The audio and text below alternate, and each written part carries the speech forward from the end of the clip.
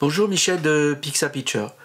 Aujourd'hui, je vais vous parler d'un photographe qui ne se contente pas de photographier en couleur, mais qui photographie la couleur. A tout de suite.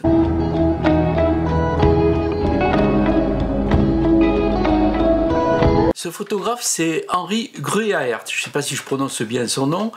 Il est né en Belgique en 1941 à Anvers. Très tôt, il va être dans le bain de la photographie, si je peux dire, puisque son père travaille dans les labos Gevaert, spécialisés dans tous les produits pour la photo. Il apprend la photo et le cinéma parce qu'il ne sait pas s'il va être photographe ou cinéaste dans une école photo à Bruxelles. Très tôt, il dit qu'il a envie de faire de la photo et d'être un peu dans cet univers, mais son père, qui est un catholique presque intégriste, lui déconseille de travailler, de devenir photographe, car pour lui, c'est un monde rempli de, disons, où il raconte à son fils qu'il n'y a que des homosexuels, que des drogués, que des gens de mauvaise vie, que c'est vraiment un milieu pourri et détestable. Et alors ça me fait penser un peu à moi, alors je ne veux pas me comparer à Henri Gruyaert, mais moi c'est la même chose qui m'est arrivée avec mes parents, puisque ma mère était aussi une catholique intégriste très poussée, et quand je lui ai appris que j'ai abandonné la fac pour vouloir faire de la photo, elle était horrifiée parce qu'elle pensait que j'allais dans un monde de perversion où il y aurait des homosexuels, des drogués, exactement comme pour Henri Gruyaert.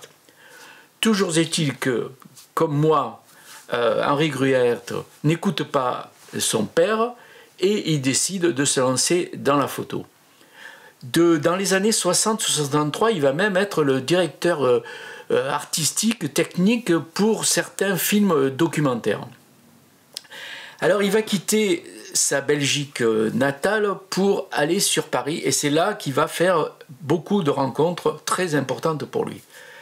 La première chose, c'est qu'il va rencontrer William Klein, il va lui demander s'il peut être son assistant. Donc il va être l'assistant de William Klein, mais en même temps, il va rencontrer, grâce à William Klein, parce que c'était un petit milieu à ce moment-là, dans les années 60-70, il va rencontrer aussi Jean Loussieff. Et là, il va se rendre compte qu'entre les photos agressives, très fortes, très contrastées de William Klein et les photos, disons, plus soft, plus, disons, de mode de Sieff, il y a un monde et que tous les deux sont des très grands photographes. Alors il se rend compte que en fait la technique c'est pas ça qui est important, ce qui est important c'est le style et qu'il va falloir qu'il se crée son propre style à lui, son propre univers à lui. Donc il décide de travailler tout seul, donc il n'est plus assistant de William Klein. Et là, il va rencontrer aussi encore deux personnes très importantes. Il va rencontrer Robert Delpire. Alors, Robert Delpire, c'est un grand éditeur qui a fait beaucoup de choses pour la photo. C'est lui aussi qui a créé la collection Photopoche. C'est aussi lui qui va être plus tard devenir le mari de Sarah Moon. Et donc, c'est quelqu'un de très important. Il va lui proposer de rencontrer aussi un autre grand photographe qui s'appelle Peter Knapp, qui a abandonné un peu la photo pour devenir le directeur artistique de Elle. Et donc grâce à Delpire et à Peter Knapp, il commence à avoir des boulots, notamment des boulots de mode pour Elle, mais aussi Delpire lui propose de faire des reportages. Alors il va aller photographier les 24 heures du Mans, il va photographier des voitures, il va photographier plein de choses. Mais le plus important, c'est qu'un jour, on va lui proposer de couvrir un voyage au Maroc avec des touristes, photographier en même temps toute cette expédition touristique au Maroc. Et c'est là qu'il va découvrir au cours de cette croisière ce pays avec ses couleurs très fortes, très contrastées. C'est là qu'il va commencer à définir, à comprendre un peu ce que va être son style.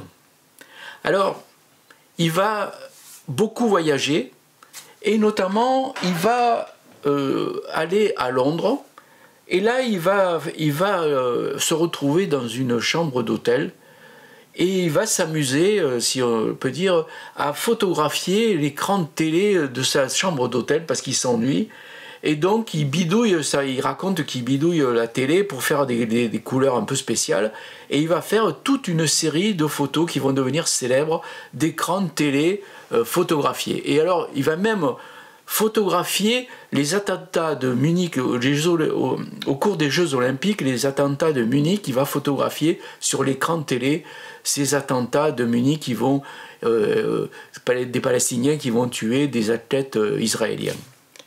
Alors il va donc beaucoup voyager, il va aller aux États-Unis, et c'est là aux États-Unis qu'il va découvrir les photographes qui utilisent une technique pour faire des tirages qui correspondent justement à des couleurs très fortes, notamment les rouges, parce que justement la couleur préférée d'Harry Gruyaert, c'est vraiment le rouge, c'est le dye transfer. Il va commencer à travailler avec le dye transfer pour arriver à des tirages qui correspondent tout à fait à son style. Alors le problème, c'est qu'il travaille bien sûr en argentique, et comme beaucoup, il est passionné, c'est un fan de la pellicule Kodachrome, la fameuse pellicule Kodachrome. Alors c'est pour ça que j'ai mis le t-shirt Kodak là, pour vous montrer, un hommage à ce film. Et alors bien sûr, la production de cette Kodachrome va s'arrêter dans les années 2000. Et là, du coup, Harry Gruyaert va passer au numérique et au tirage. Donc il va abandonner le dye transfer et l'argentique pour passer au numérique et travailler des tirages au jet d'encre.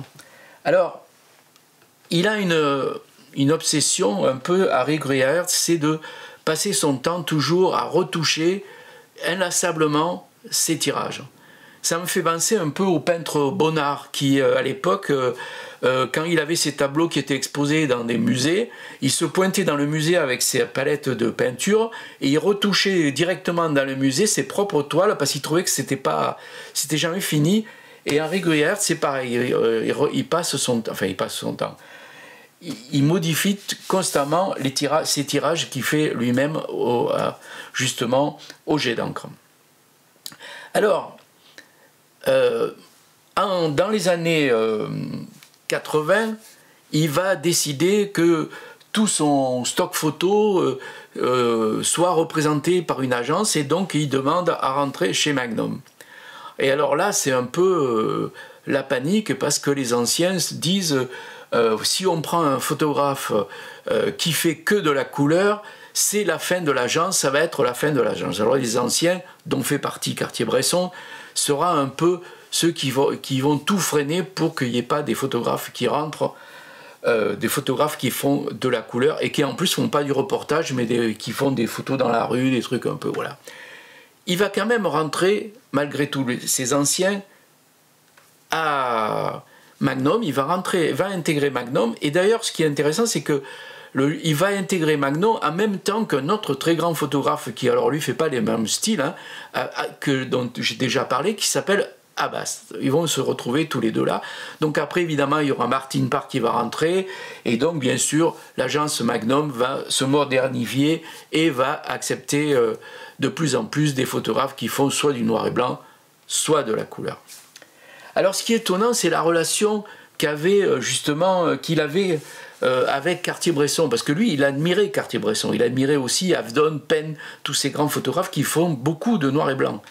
Il adorait Cartier-Bresson. Et alors un jour, il était chez Delpire, c'est lui qui le raconte, il était chez Delpire avec Cartier-Bresson, et Cartier-Bresson lui dit: écoute, tu pourrais pas faire un truc, tu pourrais pas prendre mes tirages en noir et blanc là, et avec des couleurs, des pastels, colorier mes images. Alors là, il est assez éberlué, il dit: écoute, moi je suis pas un peintre, hein, je suis pas aquarelliste, j'ai jamais fait de peinture, donc je vais pas peindre tes tirages en noir et blanc pour mettre de la couleur dessus. Voilà un peu les relations bizarres qu'avait Cartier-Bresson, notamment avec tous ces photographes qui faisaient de la couleur, parce que pour lui la couleur c'était quelque chose de... il comprenait pas, d'ailleurs il a jamais compris, ce qui l'empêche pas d'avoir été un très très très grand photographe. Voilà un peu le portrait de Harry Gruyaert. Alors, sa technique, évidemment, ces photos, ce sont des photos avec un graphisme extraordinaire. Et moi, ce que je trouve dans ces photos, évidemment, c'est qu'il photographie la couleur. Ce qui l'intéresse, c'est la couleur. Les gens qui photographient, c'est souvent des silhouettes, pardon. souvent de dos ou de côté, ou comme là, on voit à peine la personne. Et alors, ce que je trouve, moi, dans ces photos, c'est qu'il y a beaucoup d'ombres. Il photographie beaucoup d'ombres. On voit souvent même les personnages qui sont carrément cachés à moitié par les ombres. Et il y a beaucoup d'ombres, vous voyez, on les voit. Tous les reflets de l'ombre sur les chaises, sur les paysages, etc. etc. C'est un peu sa technique à lui de photographier comme ça. Ce qu'il aime, c'est donc la couleur, parce qu'il dit que pour lui, la couleur, c'est vraiment... C'est ça la réalité, c'est ça qui est pour lui le plus intéressant. Alors, j'ai découvert quand même un truc, hein, c'est qu'il fait des fois des photos en noir et blanc. Et je vous montre une photo, là, par exemple, là, il a fait une photo de ses filles en noir et blanc, parce qu'il dit que lui, en noir et blanc, c'est beaucoup plus simple pour faire des photos que des photos en couleur. Alors, il a travaillé beaucoup, il a fait pas mal de reportages, évidemment, il y a toute cette série avec les écrans de télé, il a continué à faire ça. Il a fait aussi pas mal de paysages, et puis il a aussi travaillé dans la pub, et notamment, par exemple, il a fait toute une campagne pour Yves Saint Laurent. Alors évidemment, là aussi, les couleurs, le rouge, ça pète. Voilà un peu ce que je pouvais dire sur ce photographe qui est toujours vivant, hein, et qui continue toujours à faire des photos en couleur, bien sûr. Alors, il y a pas mal de livres qui sont sortis. Alors, ce qui est étonnant, c'est que il y a ce photopoche. Alors, d'habitude, les photopoches, ils sont tout noirs. Et là, je ne sais pas si c'est parce qu'il fait des photos couleurs, est ressorti une version bleue, là, un peu, de Harry Gruyaert.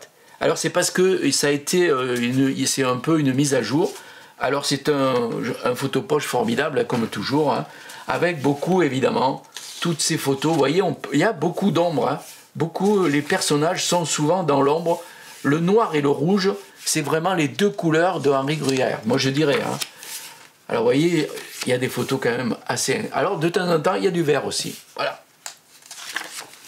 Voilà un peu les photos. Alors, évidemment, il doit y avoir aussi toutes les photos avec les écrans télé, etc., etc. Voilà. Alors, ça, et c'est les éditions Photopoche, toujours pas cher, hein. Et puis moi j'ai un très beau livre de Harry Gruyaert aux éditions textuelles. Alors évidemment ils ont choisi une couverture rouge. Et là c'est vraiment, si vous pouvez vous payer ce livre, c'est vraiment un très très très beau livre. Alors là vous voyez, toujours pareil, hein, toujours dans l'ombre. Les personnages, des silhouettes. Alors il y a des natures mortes. Là il y a une fillette. Vous voyez, c'est quand même... Regardez ça, c'est quand même super, hein. Voilà. Toujours pareil, les personnages sont souvent dans l'ombre, on les devine. Plus, ça c'est les photos qu'il a fait au Maroc. C'est magnifique, hein, magnifique. Voilà un peu ce portrait de ce photographe qui photographie la couleur, un fan de couleur. Voilà, j'espère que cette vidéo vous a plu, que vous allez redécouvrir un peu ou découvrir ce photographe. Toujours pareil, des likes, abonnez-vous si ce n'est pas déjà fait. On se retrouve bientôt. Je suis en train de préparer le Mac Photo du mois de juillet avant de partir quelques jours en vacances, comme vous, je l'espère. Portez-vous bien, on se retrouve bientôt. Salut, ciao.